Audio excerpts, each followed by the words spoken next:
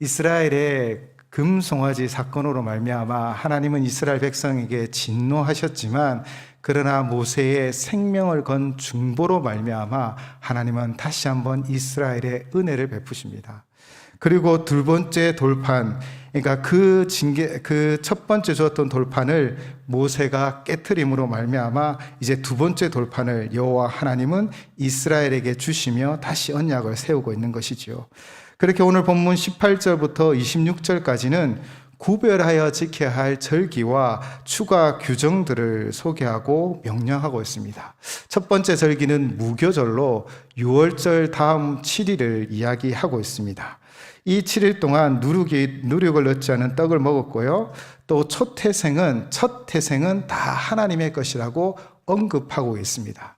그 이유는 우리가 잘 알듯 마지막 10번째 재앙은 장자의 죽음이었지만, 어린 양의 피를 문설주와 임방에 바른 그 집은 그 죽음의 그림자가 넘어가 생명을 유지했던 것이죠.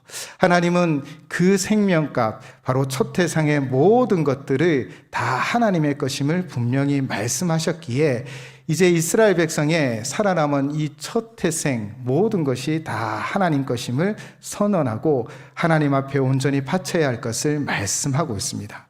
그리고 20절에 나귀는 부정한 짐승이라 제물로 드릴 수 없어 어린 양으로 대처하였지요.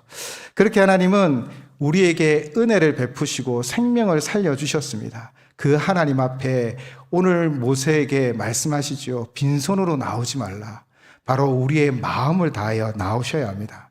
우리가 예배 드릴 때는 한 주간 우리를 지켜주신 하나님 앞에 감사하는 마음으로, 그 마음으로 하나님 앞에 예배 드려야 하는 것이지요. 그리고 21절에는 안식일을 강조하였는데, 이 파종이나 추악 시기일지라도, 아무리 바쁜 삶의 일정이 있을지라도 안식일은 분명히 지켜야 한다라고 분명히 명령하고 있습니다. 그리고 22절에 77절 그리고 수장절을 통해 이 세 절기는 반드시 하나님 앞에 지켜야 할 것을 명령하고 있는데요. 이 명령의 그 중요한 메시지는 무엇입니까? 바로 세상과 구별되어져야 한다는 것입니다. 이들은 아무리 바쁜 세상의 일 가운데서도 안식일을 지켜야 하고, 아무리 세상 일이 바쁠지라도 1년에 3번 하나님 앞에 온전히 나아가 제사드려야 하는 것이죠. 그렇게 구별되어 살아가는 것이 바로 이스라엘 백성입니다. 그런데 이렇게 구별하여 살아가는 거룩한 백성에게 주신 하나님의 약속의 말씀이 무엇입니까? 오늘 24절에 보시면요, 아무도 내 땅을 탐내지 못하리라 약속하고 있습니다. 즉, 남자들이 3번의 절기 동안 예루살렘에 다 모일 때는 그 성읍에 장정이 없었고 어린아이와 여인과 노인들만 있었지요. 그때 적이 쳐들어오면 어떻게 될까요?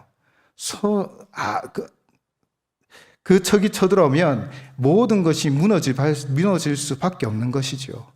그때 하나님의 약속입니다. 아무도 내 땅을 탐내지 못하리라. 너희가 구별하여 하나님을 섬기며 하나님 백성으로 이 땅 가운데 살아가면 하나님이 아무도 내 땅을 탐내지 못하게 하리라 약속하고 계신 것입니다. 이것은 오늘날 우리와도 같습니다. 우리가 하나님 앞에 약속을 지키며 매주일 예배를 드리며 오직 여호와 하나님만을 의지하는 우리의 삶의 터전을 하나님이 지켜주시고 인도하여 주실 줄을 믿습니다. 그리고 27절에서 28절은 하나님께서 모세를 통하여 언약을 세우고 언약의 말씀 곧 십계명을 다시 기록하여 주심을 알 수 있죠. 바로 말씀으로 회복해 하시는 것입니다. 이스라엘 백성은 다시 언약의 백성이 되었죠. 비록 금송아지의 사건으로 그들이 우상을 섬겼지만, 그러나 모세의 그 중보에, 그 기도에 하나님 응답하셔서 다시 회복시키는 거예요. 우리는 이런 다시 회복의 역사, 그 은혜가 있습니다. 바로 예수 그리스도가 우리의 분명한 중보자가 되어주시기 때문에 우리가 실수하고 실패하고 좌절할지라도 오직 예수 그리스도를 믿는 믿음으로 나아가면 그분의 중보로 말미암아 하나님의 관계가 회복되어지고 하나님의 백성이 되어질 줄을 믿습니다. 그리고 29절에서 35절은 이 모세의 얼굴에 드러난 하나님의 영광에 대한 기록이죠. 40일 40야 금식하여 하나님과 함께한 모세는 내려올 때 하나님의 신비한 강체가 그 얼굴에서 뿜어져 나왔습니다. 오늘 제 뒷면에 후광으로 말미암아 제 얼굴에 광채가 나는 듯한 느낌이 드는데요.